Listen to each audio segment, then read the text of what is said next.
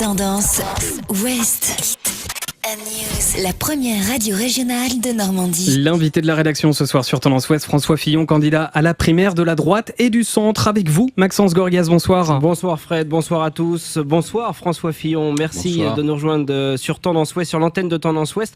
Alors je me souviens, on avait pris le tramway ensemble à Caen, vous vous en souvenez pas peut-être? Si, C'était pour venir soutenir Joël Bruno. Absolument, avec un certain succès d'ailleurs. Exactement. Est-ce pour ça que vous êtes revenu à Caen? Est-ce que ça vous avait porté, chance à l'époque? Caen parce que c'est une capitale régionale, comme vous l'avez dit. Je reviens à Caen parce que Joël Bruno m'a apporté son soutien et parce qu'on va faire ce soir ici une réunion dans le cadre de la campagne des primaires. À 19h, donc au centre des congrès tout à l'heure. En présence de Philippe Bas. En présence de Philippe Bas, le Manchois, bien évidemment. Vous étiez un proche de Philippe Séguin il y a bien évidemment quelques années. Vous êtes un gaulliste, vous l'avez toujours été. Qu'est-ce que Philippe Séguin aurait pensé d'une primaire comme celle-là à 7 candidats? Ouais, honnêtement, j'en sais rien. Ce que je pense, c'est que Philippe Séguin aurait fait un remarquable président de la République. Voilà, et que c'est vraiment dommage que des circonstances et des problèmes de caractère et de santé l'aient écarté de cette voie-là. Moi, j'essaie de ne pas faire parler les gens, quoi, ni ceux qui font parler De Gaulle ou qui font parler Séguin sur la vie politique d'aujourd'hui font parler des hommes qui n'ont pas qui ne sont pas plongés dans la situation d'aujourd'hui. Voilà. Aujourd'hui, nous avons. Pourquoi est-ce qu'il y a des primaires à droite? Pour une raison simple, c'est que le Front National fait 30% des voix. Et que si les candidats de la droite et du centre allaient tous au premier tour de l'élection présidentielle, comme le veut au fond la Constitution de notre 5e République, eh bien, aucun d'entre eux ne serait au second tour. Voilà, c'est pour ça qu'il y a des primaires. Mais on voit depuis quelques jours, bien évidemment, des mots venir de droite et de droite, des mots assez virulents, notamment à l'encontre de votre programme. C'est quand même, vous tes un peu en train de vous déchirer, tout le monde le sent. Virulent, faut pas exagérer, c'est quand même pas la guerre civile encore. Non, mais les gens qui parlent de purge sur certains programmes, c'est pas des mots sympas. Oui. Vous y êtes habitué, parce que vous êtes un homme politique. Franchement, non, je pense que une bonne partie des commentateurs attendent du sang, justement. Vous en faites peut-être partie. Bon, mais pour l'instant, je trouve que ça reste encore très, très correct. Bon, on va voir j'espère que ça restera jusqu'au bout. Vous sentez que c'est la fin du duopole, en tout cas, entre Sarkozy et Juppé, ça vous en êtes convaincu? Non, j'ai toujours pensé qu'il n'existait pas, ce duopole, que c'était une construction un peu artificielle du système médiatique qui est systématique d'ailleurs. À chaque élection, c'est comme ça. On a eu Balladur qui devait gagner l'élection présidentielle et qui l'a perdu. Enfin voilà, on peut reprendre toutes les époques pratiquement. Il y a une espèce de tentation du système à mettre en scène des candidats. Et je pense que ça ne correspond pas à la réalité. En tout cas, c'est pas du tout ce que je ressens sur le terrain. Alors l'un des 7 candidats donc à cette primaire de droite qui aura lieu le 20 novembre prochain, Jean-Frédéric Poisson, a lié ces dernières heures Hillary Clinton avec des lobbies sionistes. On a aussi vu cet après-midi Nathalie Kosciusko-Morizet annoncer qu'elle allait saisir la haute autorité à ce sujet. Quel est votre avis? Est-ce qu'il doit se retirer par exemple de la primaire? Non, mais il vient de s'excuser de façon très claire par rapport aux propos qu'il a tenus. C'était des propos qui étaient tout à fait inacceptables. Il a eu raison de faire ses excuses immédiatement. Je crois d'ailleurs que Thierry Solère, qui est le garant de l'organisation de l'élection, de la primaire, avait décidé que cette question serait portée à l'ordre du jour du comité de la primaire. C'est très bien. Et j'ai rien d'autre à ajouter. Thématique en 2007, en 2012, encore cette année, ou l'année prochaine en tout cas pour 2017, la sécurité. On va tout d'abord parler de la police, de ces derniers mouvements policiers. Il y en avait notamment à Caen hier, place du Théâtre. Vous comprenez leurs sentiments en ce moment de ras-le-bol ? Oui, je l'ai dit tout à l'heure, je le comprends, même si je n'approuve pas que les policiers manifestent, mais je comprends, c'est pas du ras-le-bol, c'est plus grave que ça. C'est-à-dire que je pense que beaucoup de ces hommes et ces femmes veulent tirer la sonnette d'alarme en disant on n'arrive plus à faire notre métier.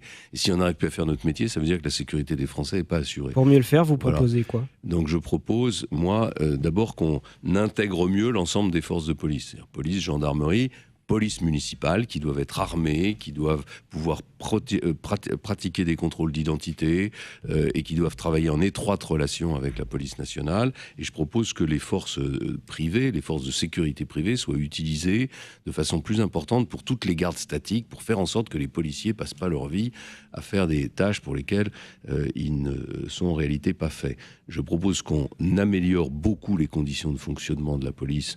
Moi, je propose de mettre de l'argent en investissement d'investissement.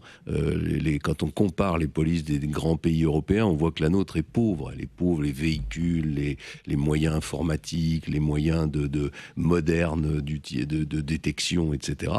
Et puis enfin, surtout, je propose qu'on ait une politique pénale beaucoup plus sévère. Il faut que toute agression, même verbale, à l'égard d'un policier soit punie immédiatement et sévèrement. Sinon, il n'y a aucune chance de réussir à reprendre une situation qui dégénère depuis des années. 18h14, si vous nous rejoignez sur Tendance Ouest, nous sommes avec un ancien Premier ministre ici en direct à Caen, qui sera en meeting tout à l'heure du côté du centre des congrès, François Fillon. Un mot également bien évidemment sur la crise migratoire qui touche la France, qui touche chaque région et notamment beaucoup ces dernières heures le département de la Manche.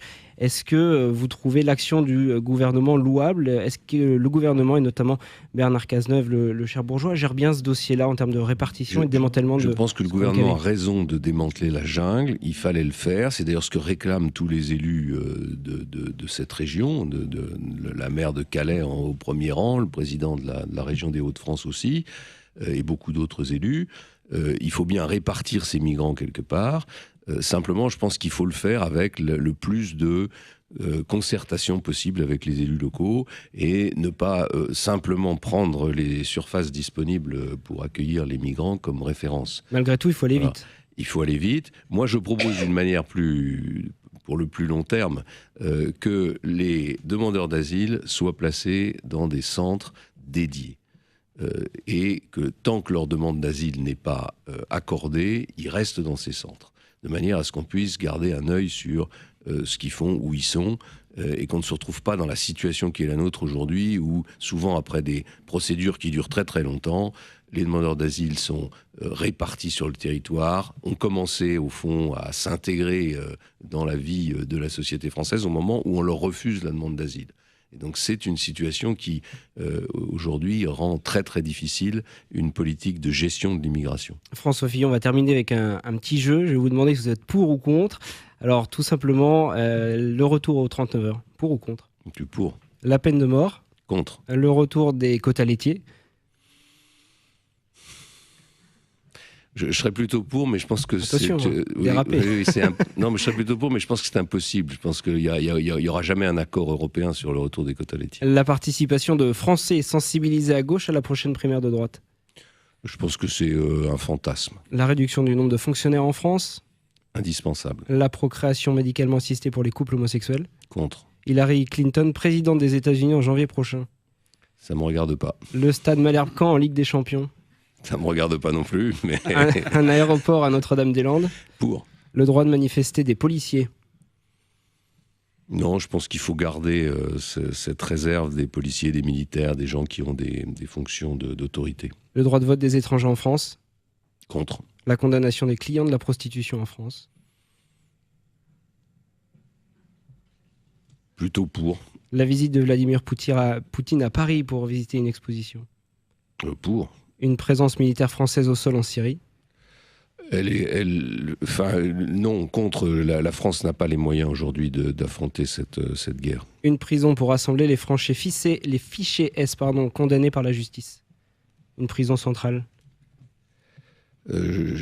S'ils sont condamnés par la justice, oui. Les Jeux Olympiques à Paris en 2024. Oui. Morandini sur iTélé. Non. L'immunité présidentielle. Oui, il faut garder l'immunité présidentielle. C'est très très important que le président d'un pays, dans tous les pays du monde, le président a une immunité. Une baisse de la TVA. Non, je propose de l'augmenter. Une salle pleine pour François Fillon à Caen pour un meeting. Comme tous les soirs.